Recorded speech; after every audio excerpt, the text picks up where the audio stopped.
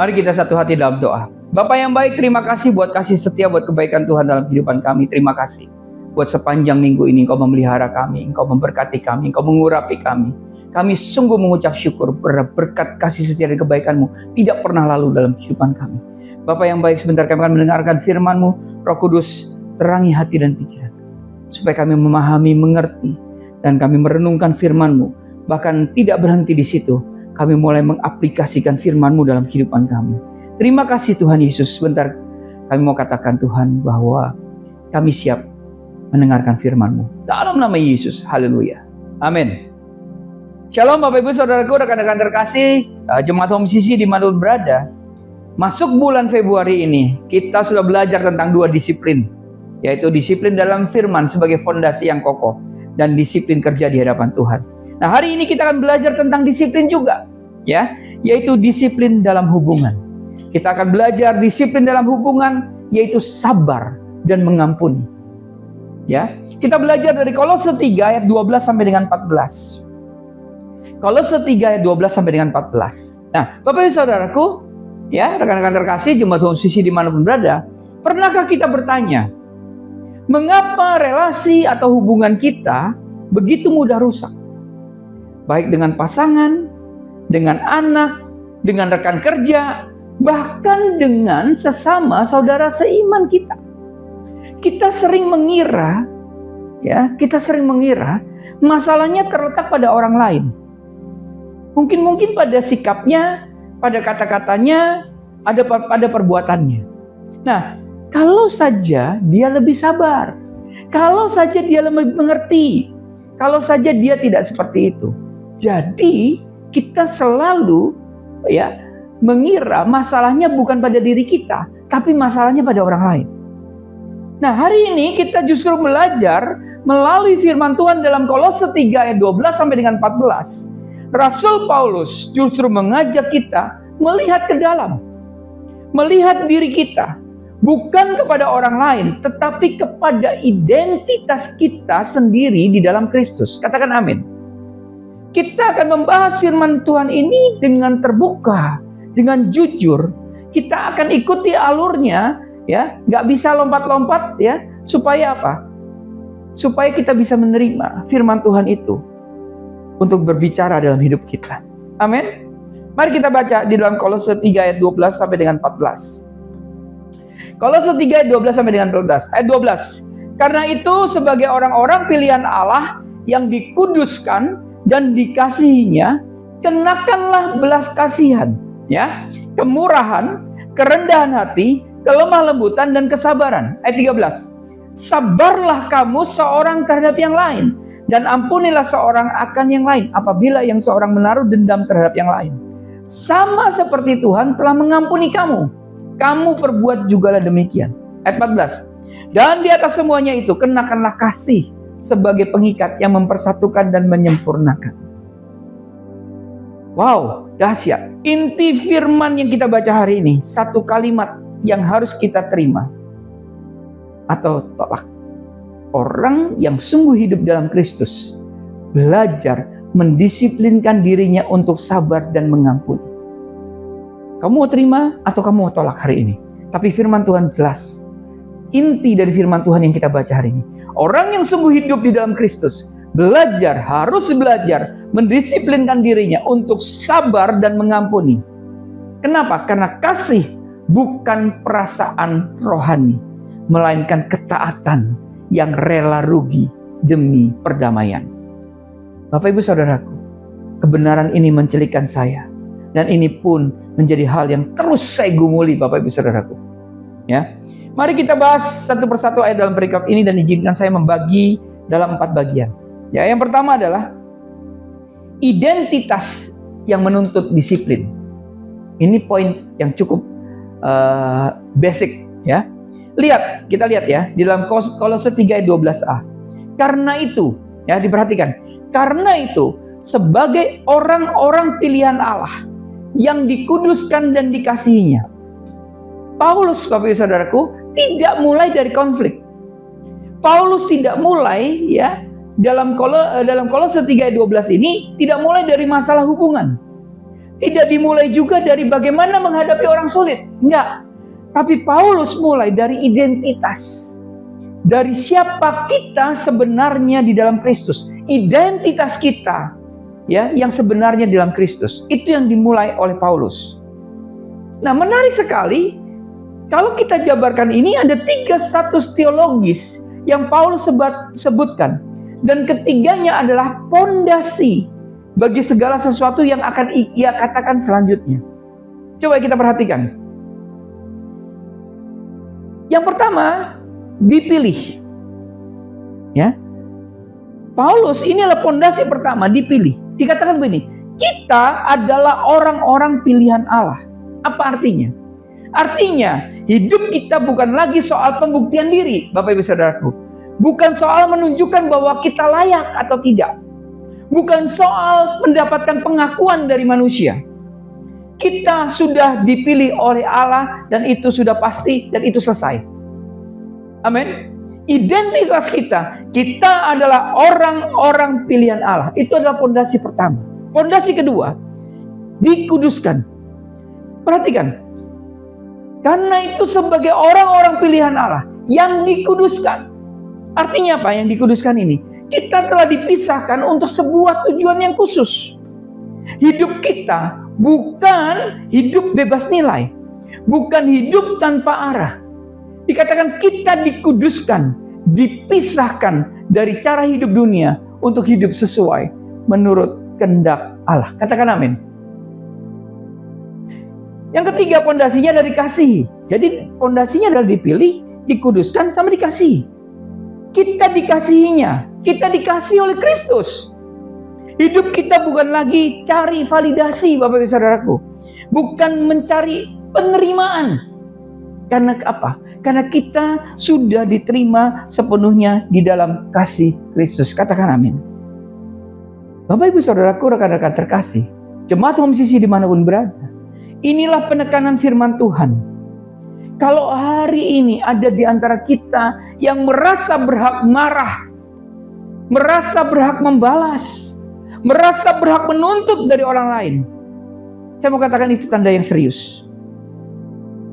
Sebelum saya memberitakan ini jadi cermin buat saya, Bapak Ibu Saudaraku. Ini tanda bahwa identitas Injil sedang digantikan oleh identitas ego.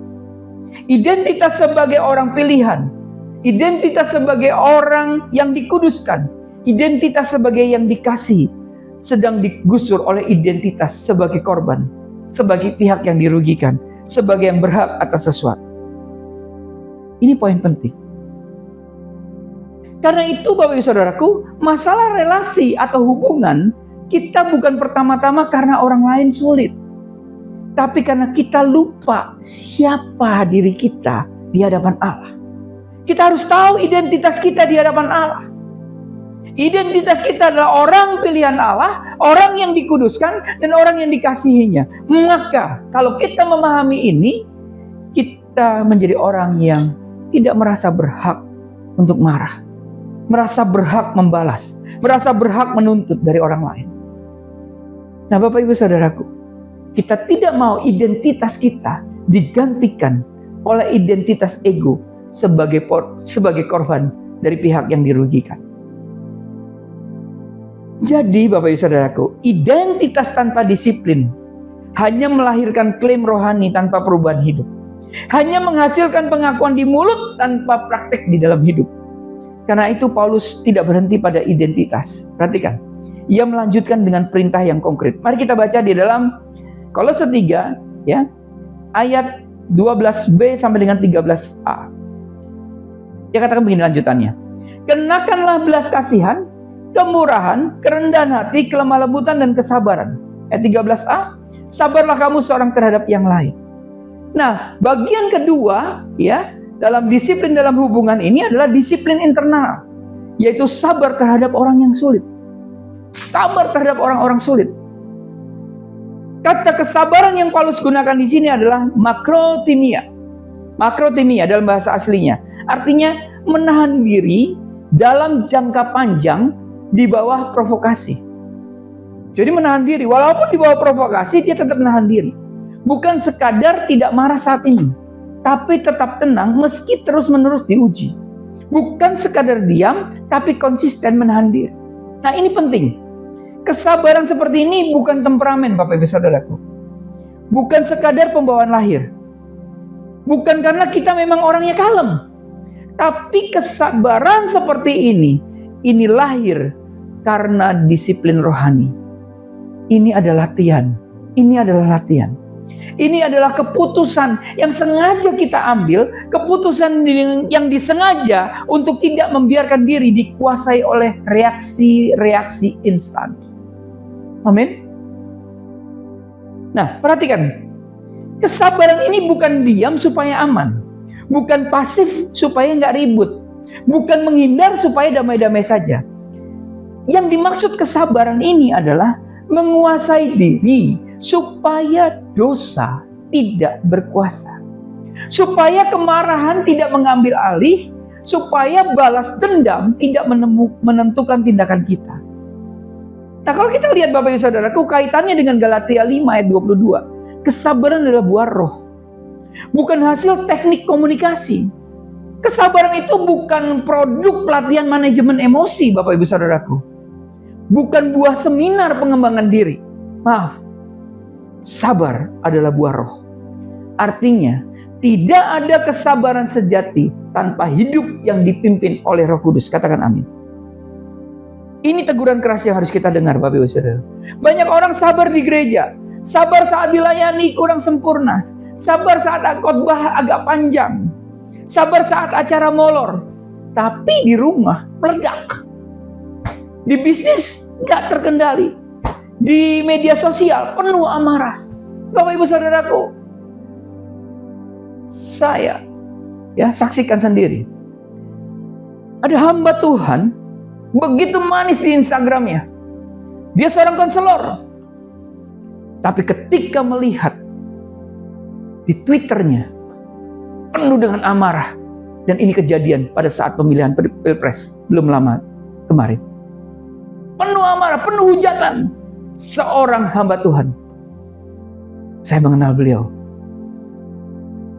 Bapak Ibu Saudaraku,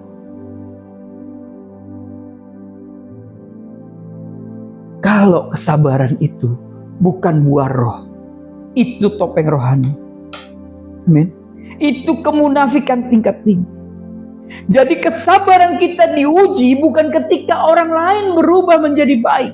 Bahkan kesabaran kita diuji bukan ketika situasi yang membaik, Bapak Ibu Saudaraku. Kesabaran diuji justru ketika konflik nyata terjadi. Dan Paulus tidak berpura-pura. Konflik itu pasti muncul. Karena itu dia melanjutkan yang ketiga. Disiplin dalam hubungan. Disiplin eksternal. Mengampuni di tengah luka yang nyata. Kita baca dalam Kolose 3 ayat 13b. Kolose 3 ayat 13b katakan ini. Dan ampunilah seorang akan yang lain. Apabila yang seorang menaruh dendam terhadap yang lain. Perhatikan bahasa Paulus. Apabila yang seorang menaruh dendam. Bapak Ibu Saudaraku, rekan-rekan terkasih, jemaat Home Sisi dimanapun berada. Paulus mengakui realitas ada keluhan. Ada dendam. Ada luka yang nyata. Ada sakit hati yang legitimate. Paulus tidak berkata, ampunilah kalau itu hanya salah paham kecil. Enggak, Bapak Ibu Saudaraku. Ia bicara tentang dendam. Paulus bicara tentang luka yang dalam. Dan di tengah luka seperti itu, Paulus memerintahkan ampuni. Mengampuni di sini bukan reaksi spontan. Bukan perasaan yang tiba-tiba muncul, bukan karena hati sudah lega. Mengampuni adalah keputusan disiplin. Keputusan untuk memilih jalan yang berbeda dari naluri alamiah kita. Dan ukurannya jelas. Sama seperti Tuhan telah mengampuni kamu. Bagaimana Tuhan mengampuni kita? Saat kita masih berdosa, Bapak Ibu Saudaraku. Saat kita belum bertobat. Saat kita belum layak. Itulah standarnya. Jadi kalau ada orang yang membuat kita sakit hati. Membuat kita marah. Dan kemudian membuat kita menjadi penuh dendam, penuh luka. Firman Tuhan jelas. Katakan, ampuni. Ampunilah seorang akan yang lain. apabila yang seorang menaruh dendam terhadap yang lain. Jadi dikatakan, sama seperti Tuhan telah mengampuni kamu. Wow. Wow. Harus saya akui, saya perlu waktu. Saya harus jujur. Saya harus melakukan ini. Walaupun selangkah demi selangkah, dan saya akan lakukan. Sekarang mari kita lihat penekanan teologisnya, yaitu pengampunan Kristen memiliki karakter khusus. Perhatikan. Pengampunan yang orang percaya harus lakukan, itu ada karakteristik khusus, ya, karakteristik khususnya. Artinya gini, pengampunan kita sebagai orang percaya tidak menunggu pelakunya minta maaf. Kita mengampuni bukan karena orangnya sudah datang minta maaf sama kita, bukan.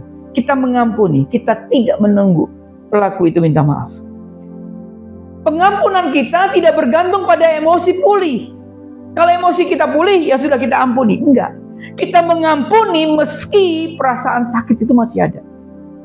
Pak, bisa nggak pastor? Bisa. Susah nggak? Susah. Bisa, pasti bisa. Butuh waktu, iya. Pengampunan kita, pengampunan orang percaya tidak membatalkan keadilan. Artinya begini, mengampuni tidak berarti melupakan tanggung jawab atau konsekuensi. Tetapi membebaskan hati kita dari kuasa dendam, dari tirani dendam. Inilah intinya.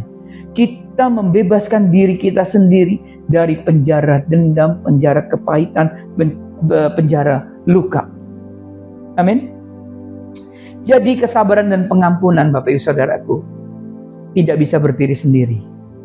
Keduanya seperti bangunan, ya, tanpa fondasi, tanpa sesuatu yang lebih dalam, keduanya akan runtuh.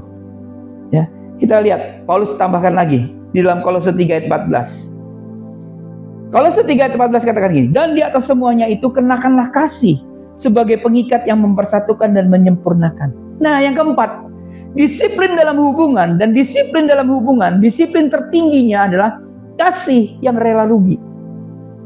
Kasih di sini adalah agape, bukan perasaan suka, Bapak Ibu Saudaraku, bukan ketertarikan emosional. Ya, agape adalah tindakan rela berkorban demi kebaikan orang lain. Kasih yang memilih untuk memberi meski tidak menerima balasan. Hari-hari ini saya mengalami yang seperti ini. Begitu banyak orang yang saya bantu.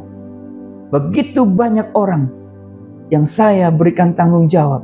Saya berikan satu privilege. Tapi apa respon mereka? Hari ini saya mau katakan, saya tidak peduli. Mereka mau membalas. Yang penting saya sudah melakukan yang terbaik. Katakan amin. Paulus mengatakan bahwa kasih adalah pengikat. Mengikat apa? Mengikat semua yang telah ia sebutkan. Jadi kasih itu mengikat belas kasihan. Kasih itu mengikat kemurahan.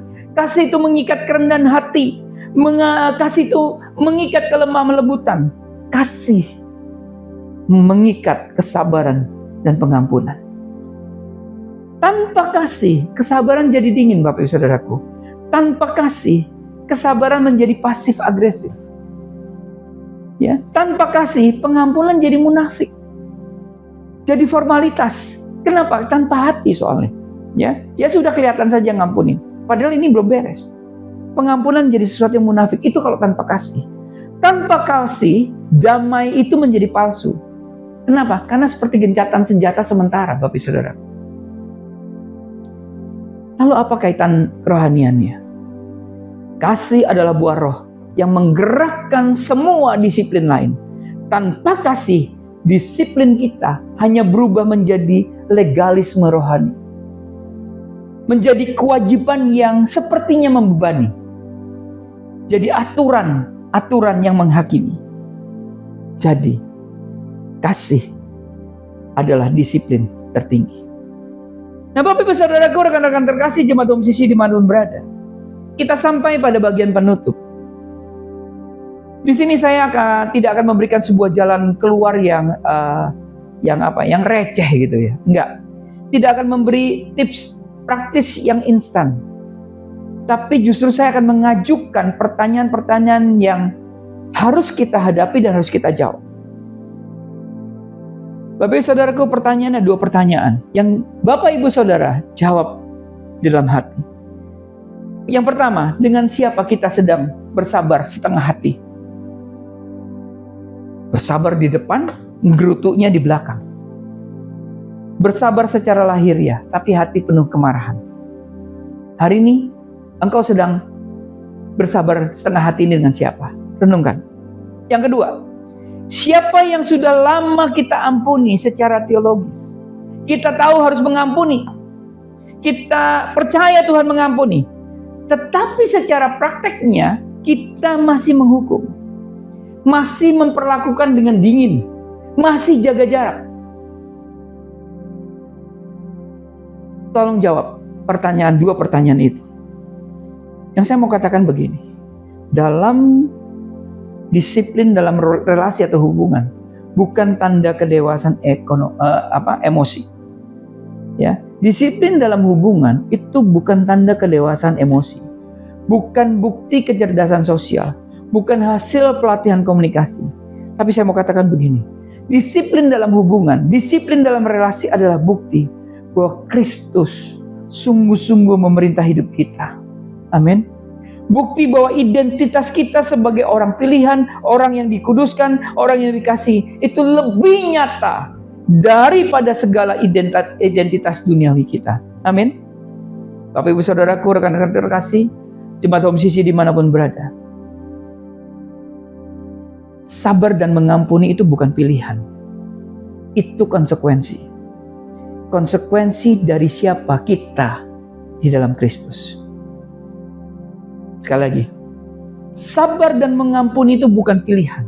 Sabar dan mengampuni itu adalah konsekuensi. Konsekuensi apa? Konsekuensi dari identitas kita di dalam Kristus. Identitas kita sebagai orang pilihan, sebagai orang yang dikuduskan, sebagai orang yang dikasihi oleh Tuhan. Karena identitas itu, maka kita punya konsekuensi. Konsekuensinya adalah kita harus sabar dan mengampuni. Itulah disiplin dalam hubungan. Tuhan Yesus memberkati. Mari kita berdoa. Bapa yang di surga, kami datang di hadapan-Mu dengan firman yang baru kami dengar. Firman yang mungkin mengadili, firman yang mungkin menelanjangi, firman yang memanggil kami kepada disiplin sejati. Bapa yang baik, kami mengakui seringkali identitas kami sebagai orang pilihan, orang yang dikuduskan dan orang yang dikasihi oleh Engkau tidak terlihat dalam cara kami memperlakukan sesama kami. Kami lebih cepat marah daripada sabar. Kami lebih memilih menyimpan dendam daripada mengampuni. Kami lebih melindungi hak kami daripada mengikat dengan kasih. Bapa yang baik, ampuni kami Tuhan. Ampuni kemunafikan kami. Ampuni kesabaran kami yang hanya topeng. Ampuni pengampunan kami yang hanya di mulut.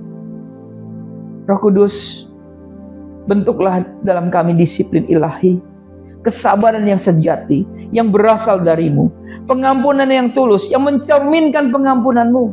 Kasih yang rela rugi, yang mengalahkan logika dunia. Tuhan Yesus yang baik, berikan kami keberanian untuk bertindak minggu ini. Untuk mendekati satu orang yang perlu kami mintai maaf. Untuk bersabar dalam satu situasi yang biasanya membuat kami meledak, Tuhan. Untuk melepaskan satu hak yang selama ini kami pertahankan terlalu ketat. Tuhan Yesus, kami mau katakan bahwa kami tidak sanggup melakukan ini dengan kekuatan kami sendiri. Tapi kami percaya Engkau sanggup mengubah kami oleh anugerah-Mu untuk kemuliaan-Mu. Terima kasih Tuhan Yesus. Dalam nama Yesus Kristus Tuhan kami yang telah memilih, menguduskan dan mengasihi kami lebih dari yang kami pahami. Terima kasih. Haleluya. Amin. Karena itu saudara-saudaraku jemaat Kristus yang dikasihi Tuhan, angkatlah kedua tanganmu dan terimalah berkat. Mari aminkan setiap perkataan berkat yang kita percaya bahwa kita menerimanya. Tuhan memberkati engkau dan melindungi engkau. Tuhan menyinari engkau dengan wajahnya dan memberi engkau kasih karunia. Tuhan menghadapkan wajahnya kepadamu dan memberi engkau damai sejahtera. Kiranya kasih dan penyertaan Bapa di surga dan damai sejahtera dari Tuhan Yesus Kristus serta penghiburan dari Roh Kudus terus menyertai kita sampai Maranatha Tuhan Yesus datang kembali. Kita yang percaya dan menerima berkat Tuhan, mari kita sama-sama katakan amin. Selamat hari Minggu, selamat berkumpul bersama dengan keluarga. Terus cintai Tuhan, berhenti menghakimi dan selalu jadi berkat. Tuhan Yesus memberkati.